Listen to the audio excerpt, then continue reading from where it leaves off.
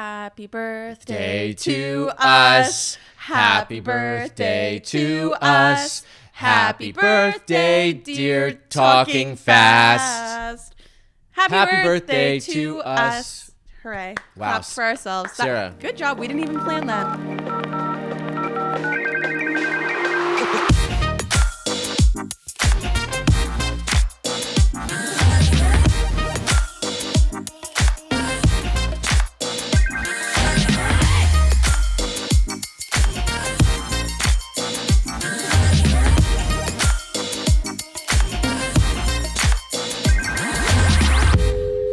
Hey, my name is Sarah, and welcome back to another episode of Talking Fast. It is our first birthday. We have a whole 1-year-old. So first of all, shout out to all those that have been here since the very first episode. Yeah, true. I went back to listen to it as preparation for this. So I didn't get 5 minutes in. How was it? I did not do that. Do you know what? Opening segment, everything was fine. It was just you and I, right? Yeah, it was the first one. The very first episode was just you and I. Yeah. We've just improved so much since then. We know each other better. It's still a little awkward. I didn't want to interrupt you. We didn't want to If you started singing on the very first episode, which first of all would be wild, but if you did that, I probably wouldn't have joined in. No, I don't think that's what so. You're saying. Exactly. And so I think the vibes are just definitely a lot higher. We found our rhythm. We found our groove. So happy first birthday to us. And with that, if you're watching this episode, as you can see, we have birthday hats on.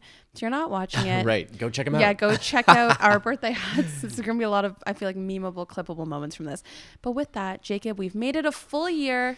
This is a long time. What are you eating or drinking? Okay, this is a big one, and this is a shout out to our pal Matthew Ravenscroft, who you were actually just at a second dinner. Yeah. Yeah, because you and I went to his restaurant, Gia. Yeah. For a Lint dinner Yeah, back in the day, which was so amazing first of all, and then you went to another one over there in Ronsey, the other night? Yeah, at Bark, which was with Hellman's, which was really good. It was all vegan barbecue. Right, he designed the menu. Anyway, he's got great. Go check him out on TikTok and Instagram, and check out the restaurant. Why not?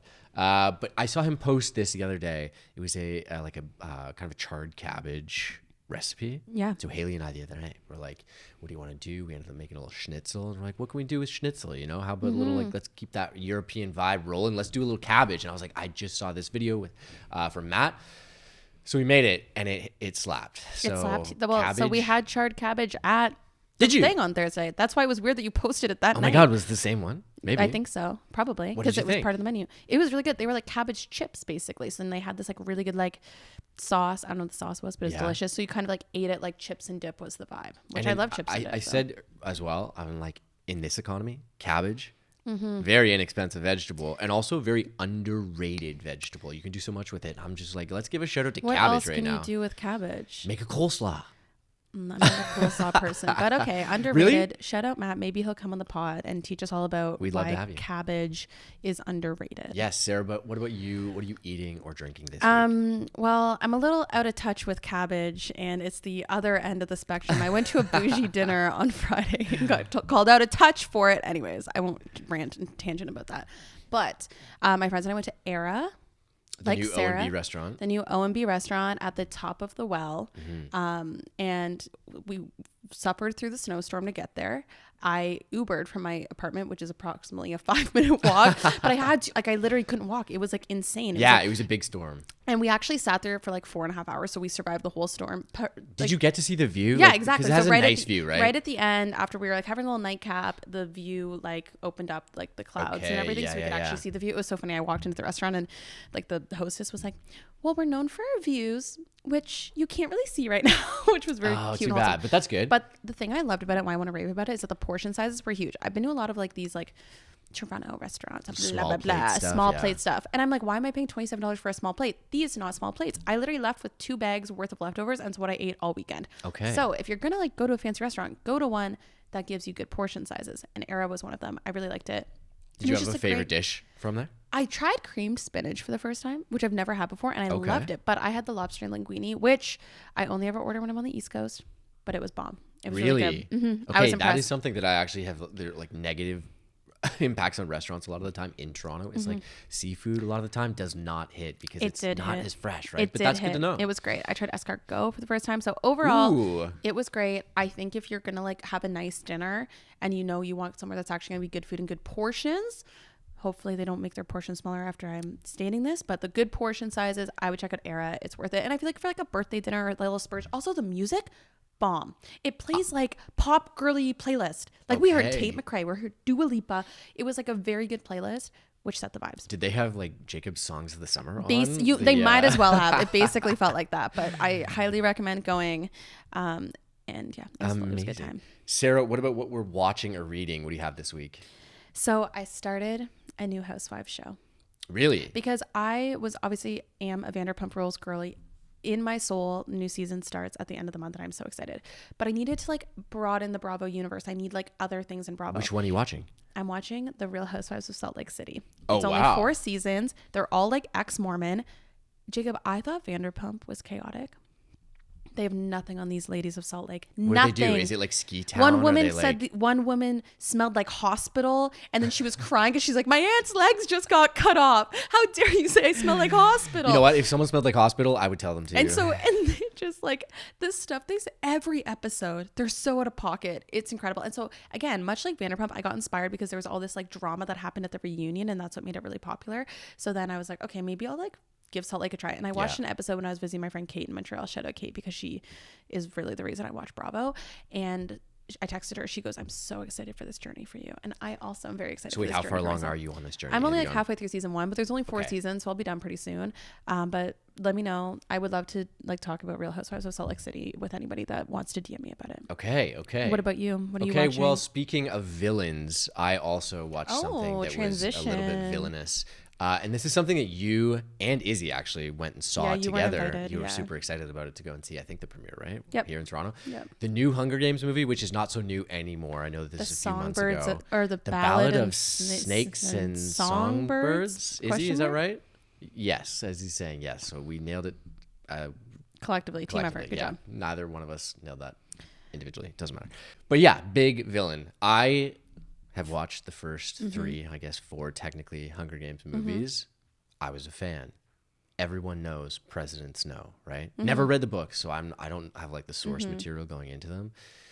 But I started watching this movie. Haley put it on. First of all, $20 to rent a movie streaming. Jail. That's wild. That's immediately wild. Jail. That's where inflation's hit the hardest. Are you kidding me? I gotta only eat cabbage now if I'm gonna be streaming these movies for $20. You're eating your cabbage chips when watching a movie. Yeah. But you know what? It was pretty good. But I get like 20 minutes into the movie because Haley threw it on, and I was like, I really didn't know anything. Even when you guys were going to see it, I didn't know anything about it.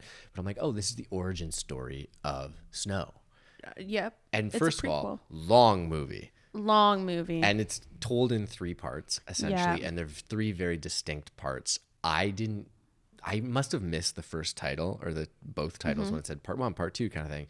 So I had no idea that part 3 was about to come up on the TV. When it said part 3, I was like, whoa, I thought the movie was done. Yeah, I had the same reaction though in the theater. But also, dude's a villain. I'm like, I know this. We know where this ends up. Yeah, I couldn't suspend my disbelief to say like, oh, he's got a heart. He's going through tough times. But that's why the movie was so good, because they literally like build up, because you still kind of root for him, even though you know how he ends up. You know what it made me want to do? Made me want to go run into that forest and punch the guy in the nose when he's running around with a gun. Oh. Spoiler alert. Spoiler alert. I fell in love with the lead actor, though. I was obsessed with him briefly. Actually, apart from running into the woods and punching him in the nose, the other thing it made me want to do is like bleach the little hair that I have left. Yeah. When he had the bleached buzz cut, when he's like in the like, it's a pretty cool look. It's a look. It's a cool look. It also made me like he could like slide with that the apparel that what am I saying? The clothing, whatever. What do you call that? Costumes? Costume. Yeah, thank you. The costume that he was wearing, he could totally slide into the bear as like a dishwasher in season 3. That's true. He could. Wow, I didn't even think about that. I love that. And what are you listening to? Are you listening to like the soundtrack, or like what's happening here? No, I'm not listening to the soundtrack, although it was good. I am listening to Lil Nas X. Lil Nas X is back, baby. Does Lil Nas X have a new album?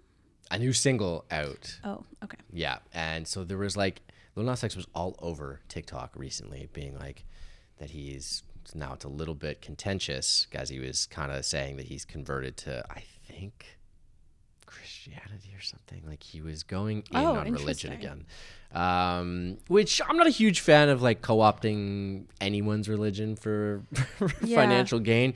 But the song, it slaps. It slaps. Yeah. What's it called? Here you go. J. Christ. I know. Isn't it wild just to think about like how Lil Nas X just in like 2019 came out with Old Town Road, and it was kind of a joke song, but then it became so popular that now he's like one of the biggest pop stars. This was the funny thing, because Old Town Road came out, and there were a lot of people on like the political right who were very upset about that song because Lil Nas X, in their opinion, didn't belong in the country sphere.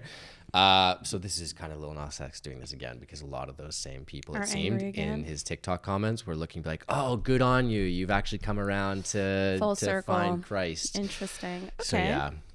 I would say I might add it to Jacob's songs of the summer 2024. It's wow. We're already starting that playlist. It is literally minus 17 and it is January. I also have to fill in the gaps because it's going to be Tate McRae's album, and then every other song will put in another banger. What about you? What are you listening to? Well, the person I pray to, my Jesus Christ, Taylor Allison Swift. Look, I try to listen to the music. It just doesn't work. She was chilly the other night at the Chiefs game. Her coat was sick, though. Nolan turned to me the other day and goes, like, because during the game, I jokingly was like, oh my God, that means if the Bills win, she's going to be in Buffalo. He goes, well, do you want to go to the game? I go, I'm not that psychotic that I'm going to drive to Buffalo to go watch the Bills play just to go see. There's also a lot of snow in Buffalo. I don't know if it'll melt by the time that happens. That's why I don't want to risk it. Anyways, that's the sidebar. What are you listening to? Like what album? What era? I'm listening to Reputation. I'm always listening to Reputation. It's my favorite album. I'm always listening to it. And I was cooking dinner to it last night, and I was like, this album slaps. And I've had a song off Reputation as my number one song on Spotify for the past 5 years in a row. 5. And so I just need it to be set into the universe that when Reputation Taylor's version comes out and everyone suddenly loves Delicate and Getaway Car, and so it goes, and all these songs that I have been blasting and screaming from the rooftops since 2017. You have the receipts. I have the receipts. Anyways, I've just been listening to Reputation. What song is that? Remind me. The Receipts? No. The song that has been on repeat for the last 5 years that you're talking about? Getaway Car? Getaway Car, sorry. Yeah. Always. It's my favorite. And Delicate. Anyways, I've just been listening to Reputation. I don't know why. It's just kind of what I'm always gravitating towards. Okay. Sarah, somewhere you went this week? I went to my first improv class. Yeah, I forget we hadn't talked about this. That's what I was alluding to when we were talking about singing earlier. How was it? It was so fun. No surprise here. I am the keener of class. Oh, really? Answering all the questions, blah, blah, blah. It's really interesting, though. So it's at the Second City. And what I really appreciate about it is that, one, everyone, like, because you have to pay money to do this class, everyone that's showing up is, like, showing up. Like, everyone's really trying. Like, they're, like, we're doing these, like, silly games and stuff, and everyone's, like, really into it. Even if, like, they don't seem like the type of people that normally would. It's not like the back of, like, a high school drama No, exactly. It's not like people are, like, making, like, it's all of any anxieties people have had of, like, hating it in drama in high school go out the window because everyone's paying to be there. So they're trying really hard. There's really interesting mixes of people because there's people from all areas of life. We had to go around and say, like, why we were in improv class. We have a couple people that are actors, but really most of them are, like, people that work in sales that want to get better on their feet. Or one woman, like, works in finance at a film company and she wants to better understand actors. So just, like, so many different arrays of people, which I really like. And it's really fun because, like, where else in the city do I just get to, like, meet random people from, like, all walks of life in Toronto? And so who is like instructing you? I forget my instructor's name. I'm really bad. But are they like he's in an improv troupe? Like, he's an actor. Like, that's his thing. So he's been teaching at Second City since, like, 2017. But he also teaches at some other improv courses around the city, and then he's, like, done improv at all of these different places, and he's an actor. So amazing. Yeah, it's great. And so it was really fun, and I, like, literally can tell it's gonna be the highlight of my week every week. I mean, like, obviously second after this podcast, but I'm already so excited for tomorrow, and it's like 3 hours. Like, it's a long time, and it's fun. Yeah, so fun. Okay. It's so fun. I just love that I get to be, like, a little bit silly, goofy, but there's no pressure to be funny either. Like, sometimes the games are to just do, like, simple things. So I'm really excited to see where we're at after 7 weeks. I feel like we maybe even talked about this on, like, our New Year Same Us podcast, but, like, one of the things that I think both of us kind of had as a goal this year was to just do more things that just involve play. Exactly. Like, not just doing it for the sake of, like, well, and there's no, like, I was talking to my therapist about this. She loves it for me because there's no, like, tangible way to, like, judge if you're, like, good at improv. Right. Like, there's no like bar, unless, like, the Second City comes and goes, wow, we've never seen an improver as good as you. But it's not like soccer where you're like, oh, I scored 2 goals or I didn't score at all. Exactly. There's no, like, there's no like standard for being good at improv. It's good. I didn't which even think is about really great for me. So I love it, and it's so much fun, and I can't wait to talk about it here every single week. What about you? What's something that you did? Okay, well, if that's fun and nice and light, a light part of your week, mine was probably the exact opposite. However, there was a good payoff. I went with Haley. We went to IKEA on the weekend, like in the middle of the afternoon. Which one? The Queensway one in Toronto. And if why you're would not you do from that? here, that's the most popular one. Yeah, it's the biggest one. And it's the most accessible one, so it's easy to jam that parking lot and get busy. How was it? How many? Haley wanted some shelves, and I needed a couple of other things as well. And you wanted to buy your IKEA bags, obviously. Well, I already got those for Christmas. Thank you, everyone. I almost did steal one of the yellow ones that they don't sell, that you just like have to carry around stuff. Very annoying place to be. Very stressful place to be. Listen, I love kids, but don't bring them to IKEA because that's annoying. What's the point? Put them in the play. That's why they have a playpen. Put them there. Well, also, I was walking around carrying these big shelves. I thought that we were going to pick them up in like the warehouse part, but the shelves were like pick up and carry around through the whole like winding thing. I almost knocked a kid in the face like 15 times. Dangerous place to be if you're a child in IKEA as well. So stay away. The payoff though, $1 hot dogs. Costco's like, the only other place that does it. $1 hot dogs, and I think it was like $1.30 for their cinnamon bun. Oh wow! Wow, that is a huge inflation combo. doesn't hit IKEA food court apparently. Definitely not. No, all they have to do to get even deeper into my heart is add cabbage to the menu, a little coleslaw on the side or something. But that's where I went, and it was an okay time, I would say. And Jacob, something that you did this week. Okay, both of us have talked about running a lot on this podcast. Just a little bit, eh? Yeah, and most people, if you're a longtime listener, knew that I was training for a couple of marathons at the end of the year. Correct. Last year, got injured. You did one of them. I did in May, yeah, but then I didn't do another race after that. Correct. Because I got injured in the summer, late summer, and then I was in physio, rehabbing my ankle, and I got the okay to run, and I started playing soccer again, but I only ran like 3 times because I kind of lost the passion for it. Really? Yeah, and I think it was due to the like letdown of having not done the races that I wanted to do. The like build up of it and then like having to not do it. Yeah, and then like having framed then those races and as a result running in general as like talking about trying to quantify everything as like, oh, I got to do all of these runs over the next 6 months to be able to, or 4 months to be able to be ready for this race day. And then that didn't really happen. So I didn't really have a framework for like why I should be running exactly after that, which like made me think over the last few weeks. Cause I also kind of stopped running and I wasn't running over the last 2 months almost probably maybe plus. But then I was like, okay, I got to reframe this as not training to like better a time early this year for a running race or get a personal best or something like that, but to just get back into running and be for the just the love of running essentially. Yeah, I like so I that. had like a really low key 5K run that I wasn't trying to like prove anything or not trying to like make your Strava look really good. Exactly. So we'll see. That's like where I'm at right now. I'm trying to get back into it. Well, I mean, we are signed up for multiple races in the spring. I know we are. And we are going to be doing some Talking Fast, Running Faster run clubs. So like, if not for the love of running, maybe for the love of community building running. 100%. Yeah. I just want to take a little bit of the pressure away. Well, I tried running on a treadmill yesterday for the first time and I wanted to die. That was the most miserable experience ever. And also you run slower on a treadmill. Yeah. And you feel like, I feel like I'm running fast and I was like, I was out of breath and I was running slower. So anyways, we got to get back into running outside in winter, but I like that. I like the reframing the way that you're going to train. Yeah. Sarah, something that you did this week. So one of my goals for the year is to cook more at home because it's no surprise I always order food in and I never cook at home. So my goal is 24 recipes in 2024. So that's 2 a month that I can like have in my back pocket that I know how to make, that I've made a couple times, that I can like, I don't have to be a master of, but like at least know how to make them so that if I like needed to make it, I could. So I started last night with butter chicken, which is one I knew how to make because I took a cooking class in COVID and it was a butter chicken thing from scratch. And it's like my favorite thing to make when I have the time to do it. And I learned it doesn't actually take that long to make. I think because the cooking class was like 3 hours long, I've always associated it with being 3 hours to like take to make it, but it only takes like 45 minutes when I actually like just make it quickly myself. So I did that yesterday and I actually went to the grocery store with like a plan of meals and things to put. I just usually like go to the grocery store, just go, that looks good, that. And then I never have actual like meals. I just have a bunch of snacks. I have like 8 types of hummus and crackers. Yeah. So this time I went with a list. It took longer, but it was more intentional, and it was better because now I feel like I have like food in my fridge that like I know what to do with, and I have a plan. How was it? It was tasty? It was delicious. I had it for lunchtime. I'm going to have it when I go home tonight. Okay, and then that is the best part of cooking home, because it's just like well, there are a lot of reasons, but for me, one of the best ones is that, especially if it's a good recipe, cook a lot of it. Butter chicken's a great example because you can put that in the fridge. And it tastes just as good the next day. Yeah, some things taste better. I know, I love it. So that's a good one. Thanks.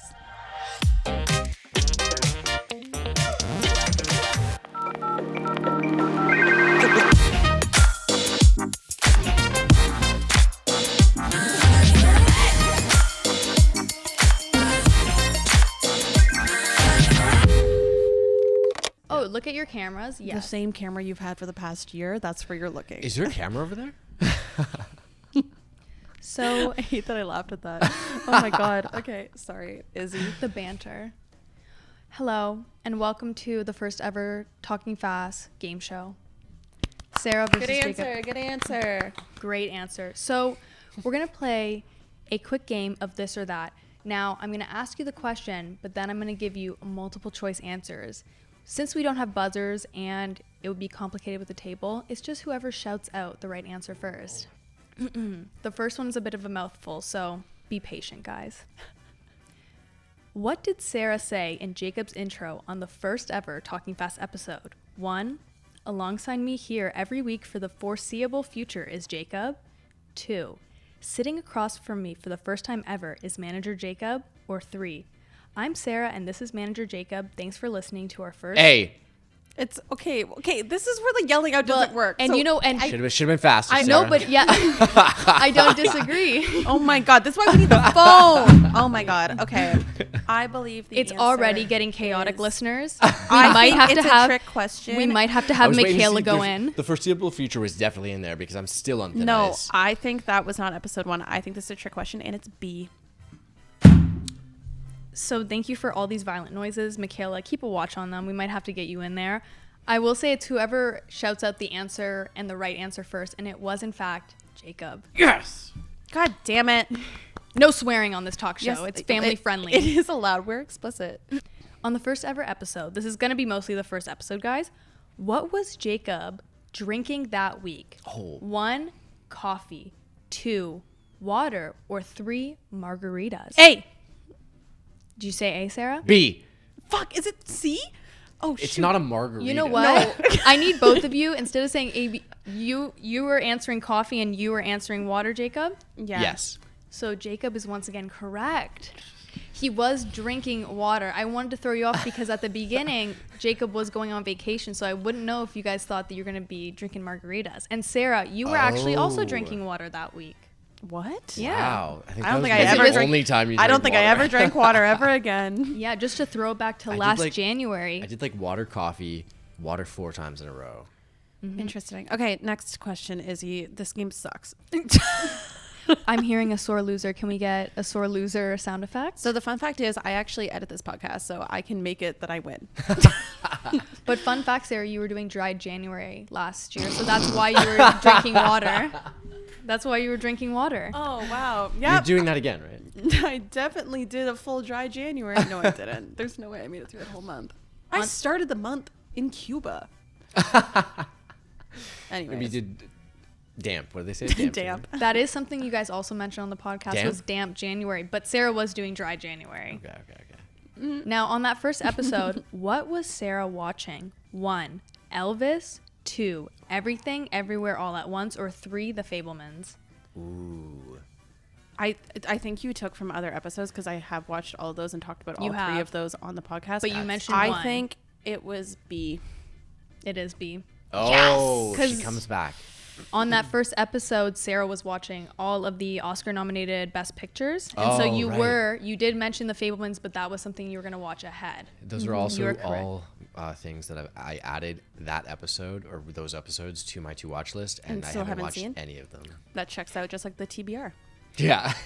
Michaela, can we get a quick check-in of the score? It's 2 for Jacob and 1 for Sarah.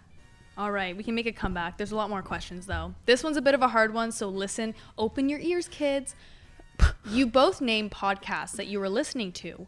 Which ones were they? And I'm going to mention both of yours. So 1, was it Smartless and the Armchair Expert? 2, was it Strike Force 5 and On Purpose with Jay Shetty? Or 3, was it The Bald and the Beautiful and Giggly Squad? I have a question. Yep. No, I have a question. Is this from the first episode? This is from the first episode. Okay, then it's A. It is A. Oh. It is the first one, yes. I thought it was B. That was good. That's a good question. No, because Strike Force 5 didn't start until September. Mm-hmm. Oh, of course, it was a strike. However, Sarah did mention that in another episode. You know, I was trying to details. That was good. And that third answer, I just really wanted to shout out to podcasts that I love, and you know, Trixie and Katya, if you're listening to this, Katya, if you're listening to this, come on. Now it's tied up. I think that's math. 2-2. Both of you like to go on side story quests on this podcast, which we love and the listeners love. What was the first side story you both told on the show? 1, Sarah seeing Adam Sandler at TIFF. 2, Jacob's crush on Anna Kendrick. Or 3, Sarah wanting Taylor Swift on. B. Did Jacob not say B first, Michaela? Jacob had it. Yes. The judges have done the replay, and we have concluded that it was Whatever, I Jacob still first. Did you Got it ever right. meet Adam Sandler at TIFF? Yeah, I have his autograph in a little book. Wow. This is a personal favorite question for me. Who mentioned me, Izzy, first on the podcast? Oh. Jacob or Sarah? I think it was Jacob. Sarah is right. Jacob mentioned me first on the podcast when he was talking Wow. about how some people do think that he is an assistant, but he is in fact her manager. Excluding today, how many episodes have we had guests on? So 1, 27, 32, or 29? B. It is correct. B, 30. We've had 32 episodes with guests on. The only reason I know that is because on my year-end Wrapped, I didn't put it in, but I was Some doing stats? a mock-up of a Talking Fast one, and I knew it was 32 guys. Dang. So Well, that's a lot of people. there's a Now- lot of people. That's a lot of conversations we've had. Yeah. Sarah, you have 10 seconds to add to a bonus question. How many guests have been on in total? Not episodes, but guests. 30. Well, we did Wait, what was the number of that 35. Oh, you were Yeah, correct, because and we you did did it one? in Do live 10 shows seconds. count? 36. No, live shows don't count. No, because that wasn't an episode we I never uploaded. actually published it as an episode.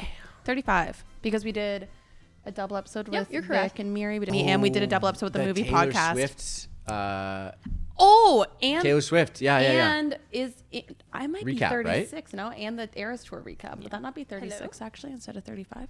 Yeah. Right. So I think it's actually 36.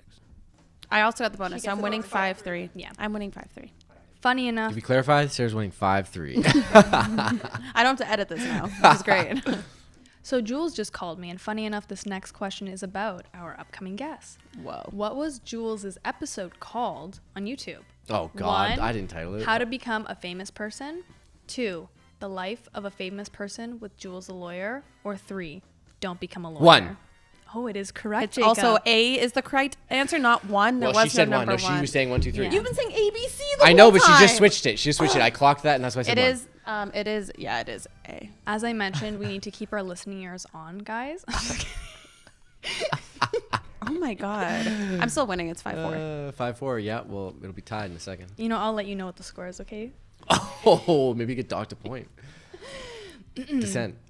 Since Talking Fast has started, how many events has Talking Fast hosted?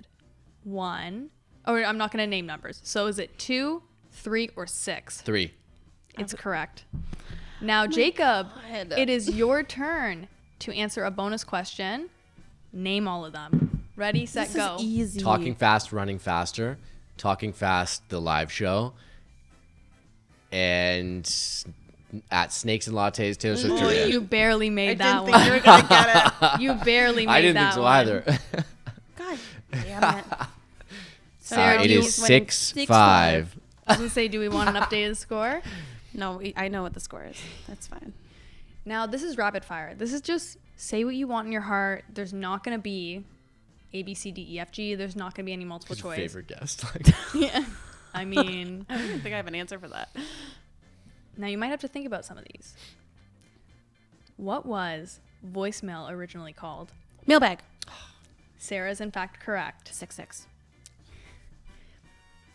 In your first episode, you both talked about your goals. You can name either one of each other's goals, but what were your goals for 2023? One. Just one. Have a podcast for a year. Host a podcast for a year. Host a live show. So, Jacob is correct by default. It was just launching the podcast technically, but... How is that a goal?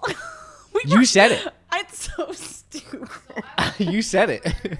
But Sarah's goals were launching the podcast, visit 3 countries, planning less things, and Jacob's his goal was to come back from the marathon and finish stronger, and he did do that with the marathon that we watched him in.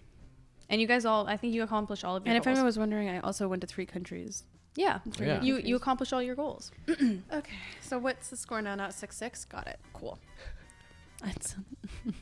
I am locked out of Michaela's phone, so now my brain has to work. It's 6-6. It's fine. So, name 3 guests that have been on the podcast. Okay, Shannon Burns, Nasheed. Preston Pablo. And Preston. Nasheed Okay, Nasheed Chroma. Chroma. Well, Nasheed Chroma, and then Jules the Lawyer. Sarah is correct. She named 3. I guess I named 2. Yeah, I just stopped. yeah, you thought it was a team effort, which I appreciated, but...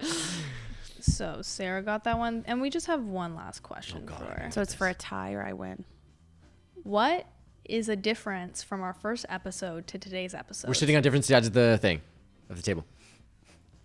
There's actually multiple differences because There is, but you got to choose from them. Also, the fact that we don't do a 3-block structure with voicemail It's not / called mailbag mailbag. at the end. Well, we don't do that at the end of the true. show either, and we also have a longer first segment. Yeah. 2 more questions. Also, another difference was we didn't actually have the phone in the first video episode. Oh, Whoa, sneaky little question that's there. a good bit of trivia. But yes, I didn't even I know. had a mental breakdown about where I was sitting and how that was my bad side, so we had to reconfigure for week 2. I feel more comfortable over here. Okay, we're tied 7-7. We both equally know this podcast not very well, and now it is time for the tie break. Another rapid fire question. Who is your dream guest? Taylor Swift. Done. Anna Kendrick. What? No. Who did Actually? I say?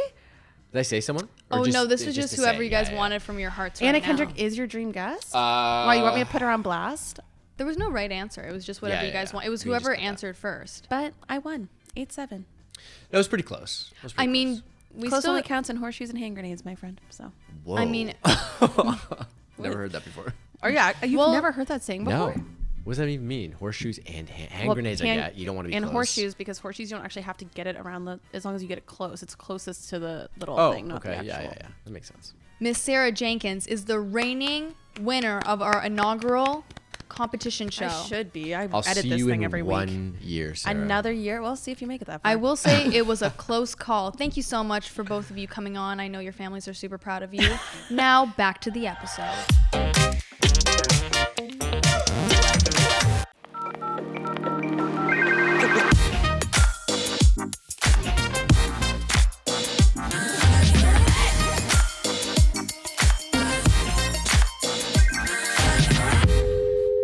One year later. It's been a full year since we had our next guest on the pod, Miss Julia Romano, aka Jules the Lawyer. Thank you for coming back. You've actually been on the show since technically because you were at the live show, but that was super exclusive to just the people that were there. What's been going on? How do you feel coming back a full year later?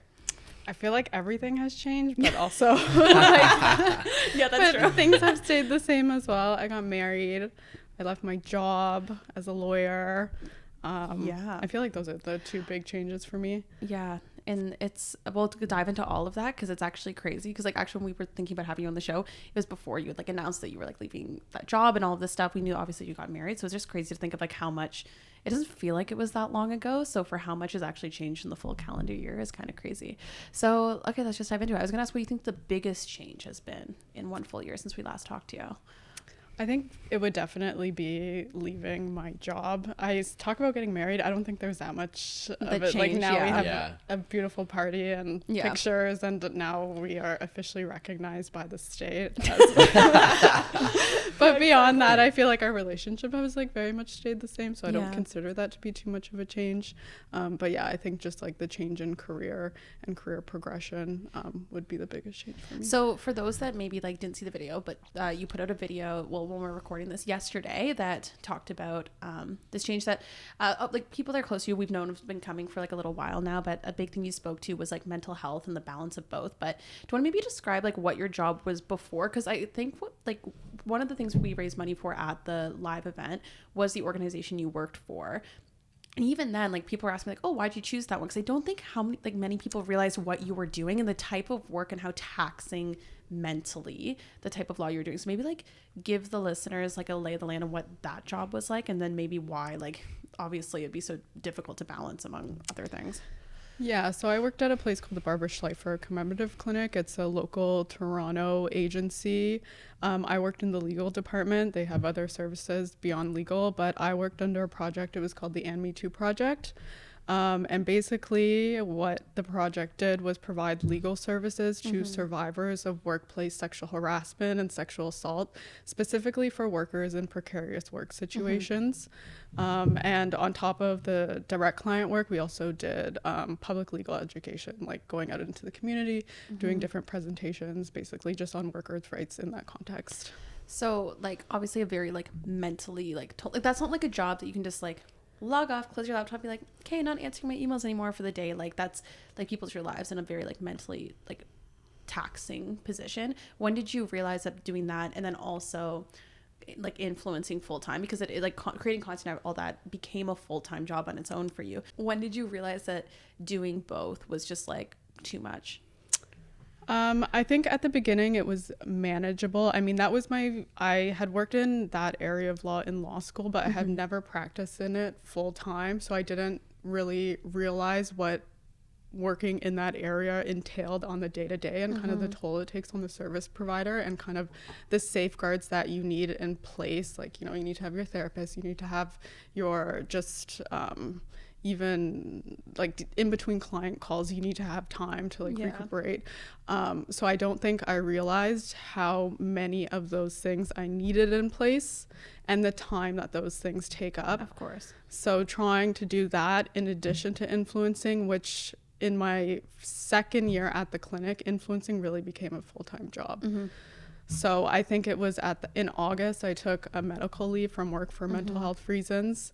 And that was kind of my first point of realizing or recognizing that, you know, something needs to change. And then I said in my video in October, that was really like my breaking point. So it was actually just a couple months ago that I was like, okay, I need to do something else to change the situation. And I think the thing that's like for people to know is like you like love that job and you're like good at that job, so it's not of a place of like hating the work. It's just that sometimes though, when you can't bring your best foot forward and you can't be your best version of yourself, you can't do everything, taking the step back is the right move. And especially like if you have the freedom and flexibility to be able to do so. So what I'm very excited for is our next era of Jules the Lawyer, of what the next 2 months. She's already started to do fashion content, which I've been waiting for you to do forever. I always ask where your clothes are from and I don't know what any of the brands are. So you've done a little bit of that on your Instagram. But what does like the next like 6 months look like for you? Because I know you're like an organized person. Like, is that something that's like you've already planned out? Yeah. So, I mean, I definitely have a loose plan. I'm trying not to have a concrete plan like I maybe would have made for myself 4 or 5 years ago. I'm just trying to take things day by day. I'm just trying to rest and recover. I feel like with content, it can be as much or as little time consuming as you make it. That's true. So I'm just trying to kind of keep it where it's been at and not try to like ramp up content, try not to get too technical, just try to keep it where it's at just for my time, just to kind of get that piece back. Well, especially if like a whole thing is balancing both is too much, then like taking one away and being like, oh great, now I have time to make 7 more videos. It like defeats the whole purpose of like taking a step back. Exactly, yeah. What excites you the most about this time though when it comes to like creating? Oh, with creating, I feel like I lost my creative spark, so I'm excited to get it back. I'm excited to do more famous person stuff because I feel like the bits will be bidding. The bits will be bidding. I love that. I'm excited to travel as well. It was hard to like I don't think people realize. So I'd work Monday to Friday, and then you have events at night, but on the weekends I was usually working, like shooting sponsored content. So I'm just excited to even just take like weekend trips with my husband or friends. We're going on our honeymoon soon, so I'm so excited for that. What's lined up for that? We're going to Japan. Whoa. Yeah, 3 weeks in Japan. Nice. Yeah. That's gonna be amazing. You're also doing, I know you mentioned in the video that you posted on TikTok that you're doing a film production certificate at George Brown as well. So you can take just like individual classes, and I think there's like 8 or 9 classes that you have to take to get the film production certificate. So I was just gonna work my way through those classes just for fun. You know? We talked just before you showed up. When we were recording the intro, we were talking about that, and in a couple episodes, like our New Year podcast episode, we were talking about one of our shared goals for like this year is doing more things for fun, purely fun, as opposed to doing it for the betterment of your career or to get some kind of accolade or something like that, to just be able to play and follow an interest for no other reason than just to like explore that hobby. And maybe you're like awful at it. I know I'm going to try a few things that I'm bad we've at always this talked year. about how like, and you're very like open and public about it being like content creation was your like hobby and something you just did for fun. And then when it becomes a job, then you like need to find other hobbies and things to do as well. And I feel the same way. So it's like, so I'm taking an improv class because am I going to become a professional improviser? Absolutely not. And it's just never know. SNL. But don't tell me that, because my brain will go, oh, maybe I could. So yeah, it's like doing things that are just like for fun and classes. Are there any other classes or anything you want to do, or is it just working through that certificate? I'm doing the certificate, and one thing I'm excited about doing it that I'm not going to worry about the grades, because I've been so obsessed Yeah, with okay. grades. Well, yeah, law school lawyer, that makes sense. So, but I'm also going to take acting classes. Oh, fun. That's fun. I feel like it's like just good for, I was saying in my improv class, there's like people from all walks of life that aren't just like in front of a camera every day or this or that. And it's people that are like work in sales or work like just want to better understand themselves or like put themselves in different situations. So I feel like you end up meeting a lot of cool people from like different areas as well. And it's like just something to help, I don't know, public speaking, better yourself and all of that too, which is exciting. Wow, I'm excited for you to take acting classes. Aren't you? Didn't also on Instagram you tease that you're like working on a script for something? Oh yeah, I've been working on that for like, I mean, I've had the idea for a long time, and there was a period of time, maybe a year ago, I actually was like working on it, and now I've been able to like revisit it. But it's basically just kind of like a Schitt's Creek Office type humor. It's gonna be like 30-minute episodes, but it's called like Jules The Lawyer, and it's just about a young woman like navigating corporate law and like that environment. Amazing. I love that. Yeah. So again, it's just a purely creative endeavor just to get writing in that style, because legal writing, which I've had a lot of experience doing, it's a very particular style. So I'm just trying to just explore other options with writing. And creative writing. Yeah. Oh, I love that. Yeah. Is there anything that you think from like writing that's like going to inspire like other famous person like bits, or has like things already started to like help inspire more things? I don't think so, because it's more focused on like law. It's not really Jules the Lawyer, the character. Yeah, it's more just like me. Jules Yeah. the lawyer, not Jules the lawyer. Difference.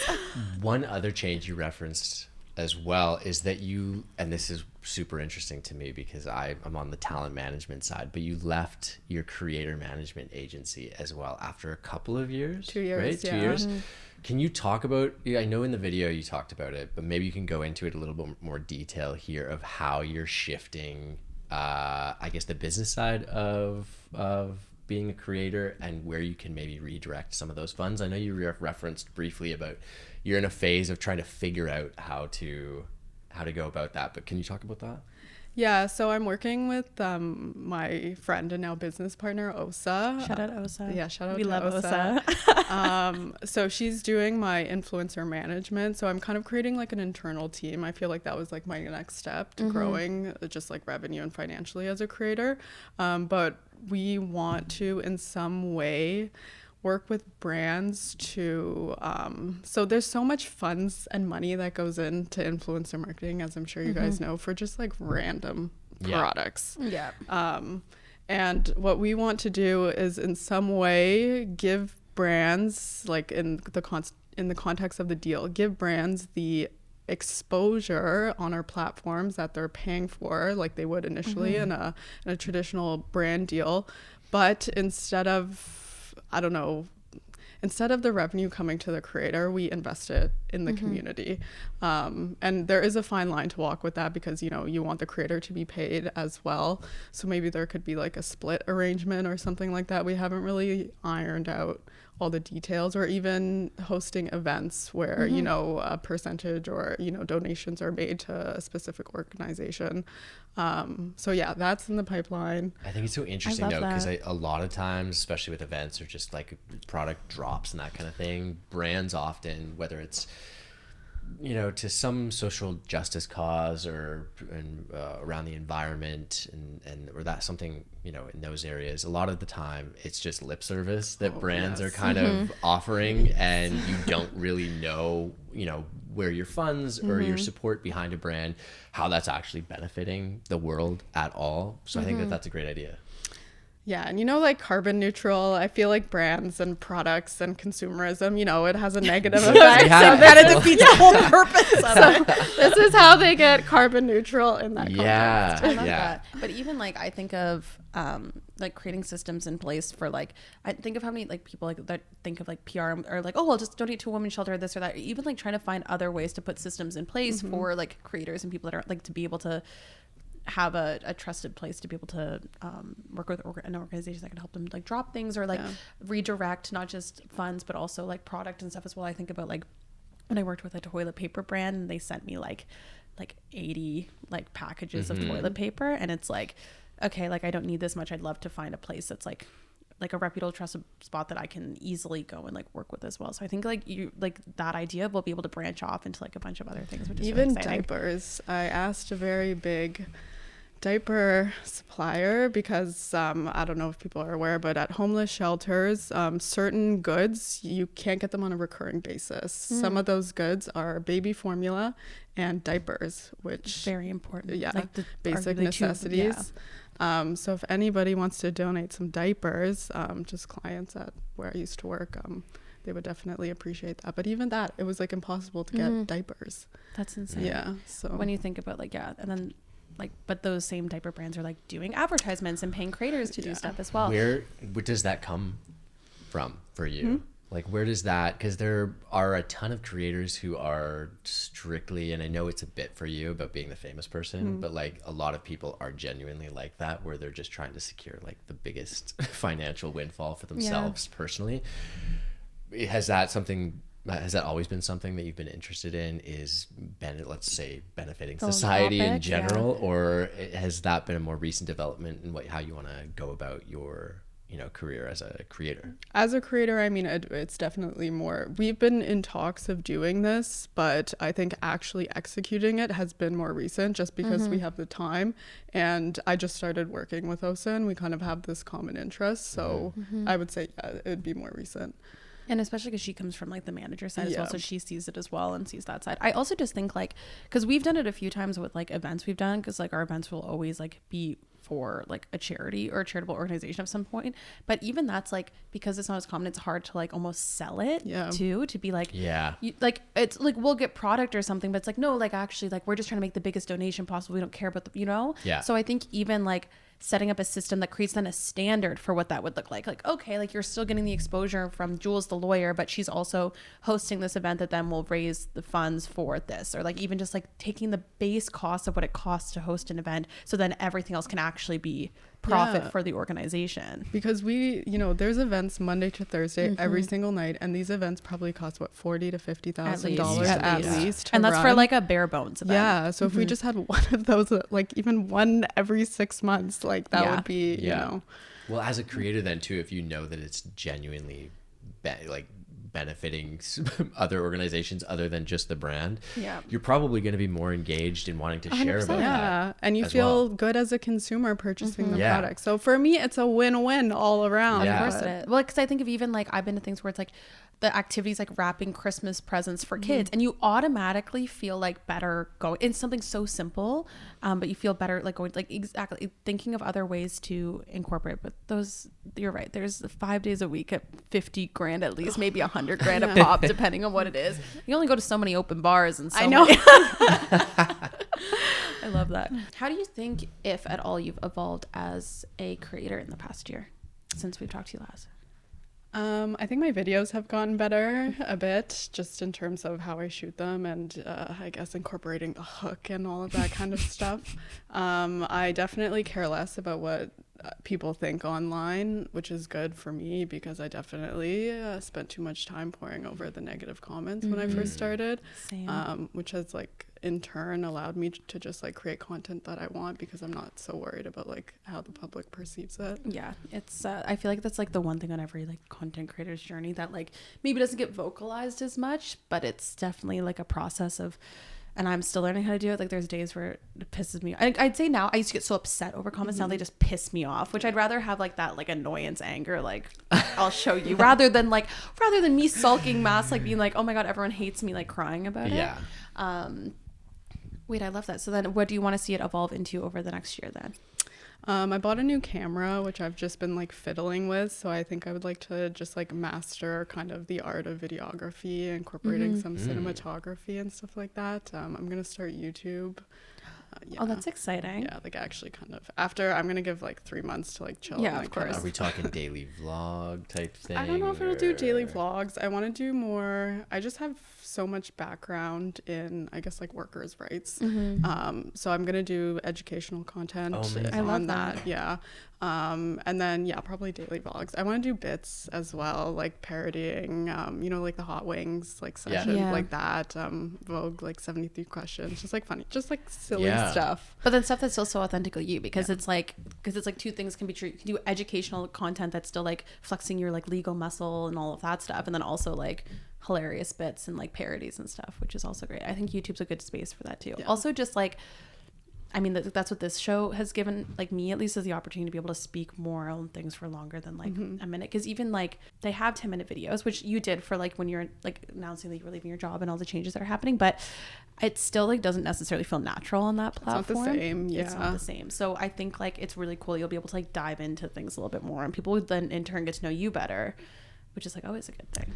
And I feel like when I started TikTok, I would just like post whatever because it was very low stakes, and you could just do whatever content you want. But now with TikTok, there's a bit more of a presence. You have to think about brands and like that perception. But with YouTube, I'm kind of starting from zero, so I have like the freedom to fail, which is like very freeing. That's the best. And that's actually when you I think any creator that's become successful is because they had that mentality at first of just like, well, no one's watching it, so I can do whatever I want. Or this isn't ever going to be my job, so it doesn't matter.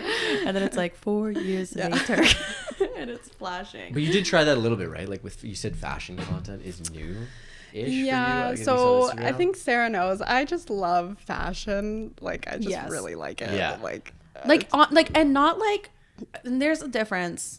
And we see all the time between like Instagram fashion and like high fashion. Like this girl has a boot with a cigarette butt in it. Like she knows like high fashion. Oh, I saw and that. Always that has. Cool, yeah. But like the thing is, I don't even think people ever realize that you always have like been so into it. Like when I see some people that go to Fashion Week that literally just wear like Princess Polly or like things that are not actually like associated with like high fashion or anything, or like Revolve, it drives me insane because it's like someone like you would actually make so much sense in that space because you know and respect high fashion, and no designers that I have no fucking idea what you're talking about, but like I respect it because you actually like live in that world. So is that something you're like excited to dive into a little bit more? You know, I kind of feel two ways about it. You know, the fashion industry is pretty horrible, so I don't know if I want to like promote overconsumption.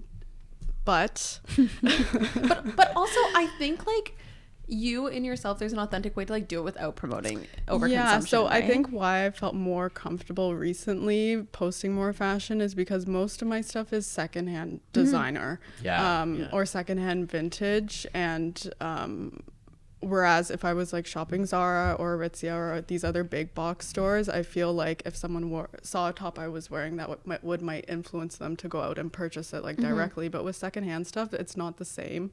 And if I influence someone to purchase secondhand or shop a bit slower, which I've been trying to do, then it's not the worst thing. I feel like that is a perspective and a voice that kind of is missing in 100%. Like the fashion influence space, because a lot of it, you're right, is kind of like chasing that next trend and making sure that you have the thing that everyone else is wearing. But there is something to be said about, being able to do it in a not lip service way that is more sustainable. but then also can be, something that you can show off your own personality and style, define your own style without, completely ruining the world. Well, it's not like, because this is a real thing that people do, it's not like you're going to H&M and Zara, buying a bunch of clothes, posting a haul, and then returning them all with the tags on. Reformation might beg to differ. Did you? You can't.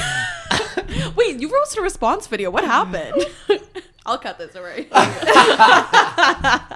Wait, what happened? Did you not? Actually, she posted on the internet, so it's not even have to be cut. What was the response? No, it doesn't need to be cut. No, it doesn't need to be cut. Julia, give the floor. But first of all, I was so pissed for you because this girl literally, her entire bachelorette party wardrobe, Reformation, her bridal, like bridesmaid dresses, Reformation. Yeah. When I said I need a dress for your wedding, she goes, "Let's go to Reformation." Like walking, like you promoted Reformation so much, and then what happened?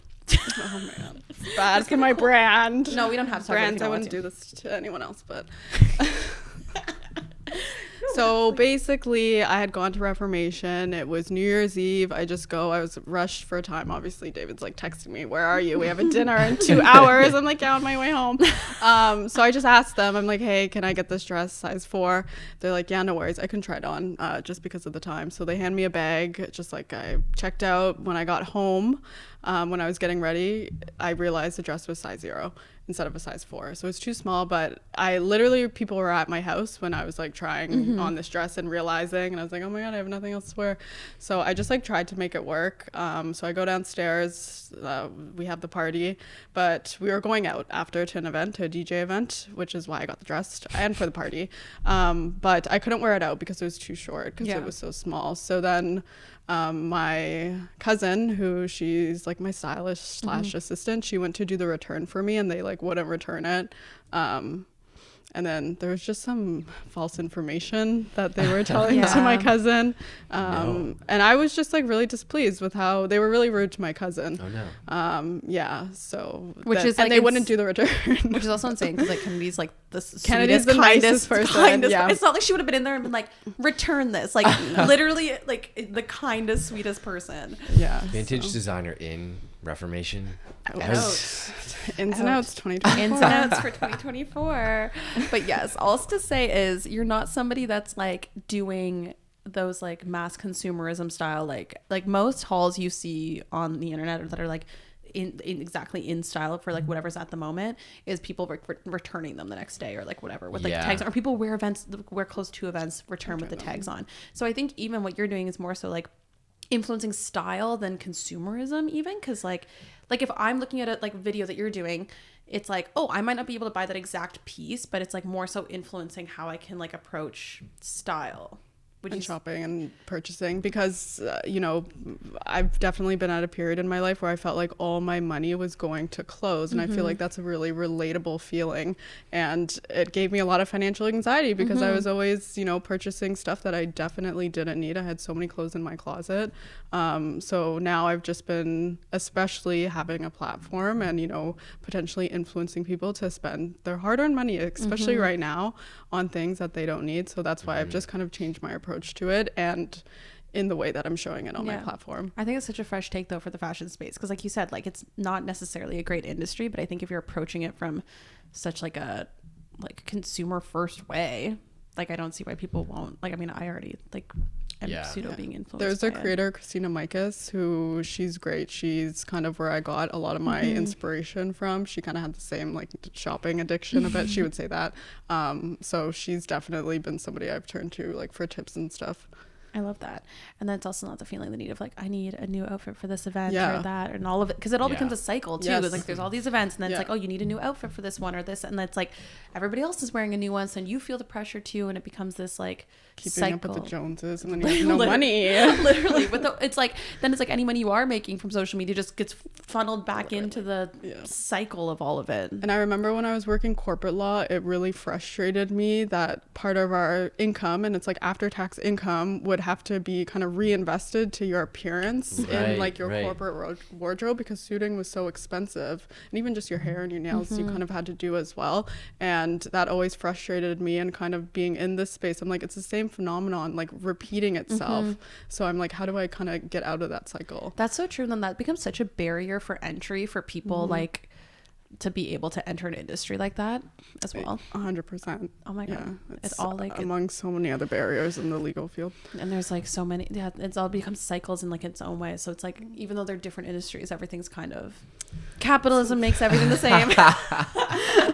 In conclusion, capitalism. Exactly. What is just something you're excited about that's coming up for you? My honeymoon, we've been going crazy with the research.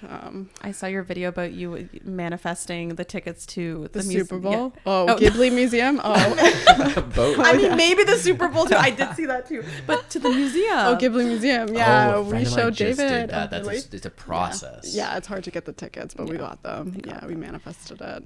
Are you gonna be vlogging when you're there? Are you gonna be posting about it, or are you gonna mostly just keep it to yourselves? Yeah, so there's kind of that tension with that. If I'm gonna be like working on my honeymoon, I definitely am going to be. I have to expense the trip somehow. So. It's a business trip. It's a business trip. It's for my brand. It is. Yeah, I want to break into the luxury travel niche, and this trip is my entry into it. Oh, we love just that. so I have love that. That's just my soundbite for CRA. Okay. That's perfect though. You are breaking into the luxury travel niche, aren't you? You're gonna go business class. Business class. I thought a flight over there.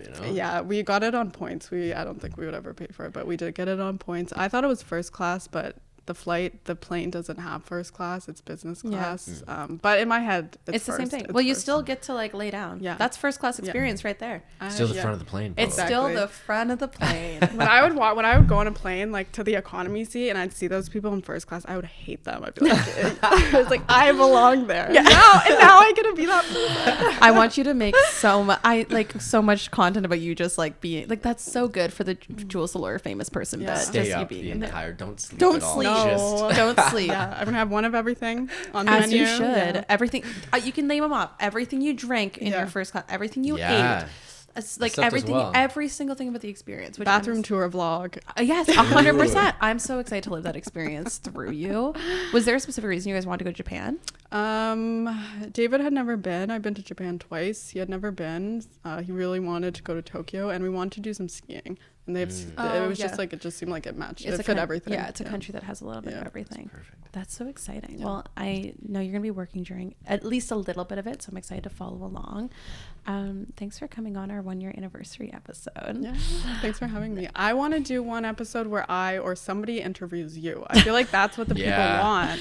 Maybe we'll Jacob see. could do it. Yeah. You guys can both do it. I'd love to have you interview me. I'd love to see what questions you'd pull out. Oh yeah. I'll be like Barbara Walters. I was gonna say full Barbara Walters. I'll have like my sheet and wear like the matching like pantsuit that she wears, like a bright color, like a pink or something. The little cue cards. Yeah. Were you silenced or were you? When I used to do an expose, I'll call you if I'm like ever in deep trouble. Yeah. But thank you so much for coming on. I can't believe it's been a full year. No. And Naomi, we miss you.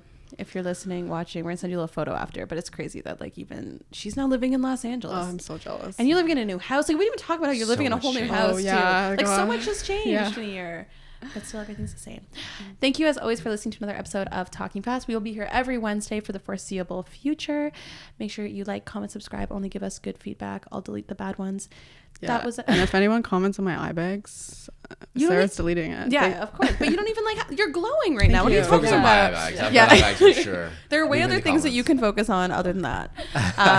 Thank you so much for listening, watching, whatever you're doing, and we will see you next week. Bye.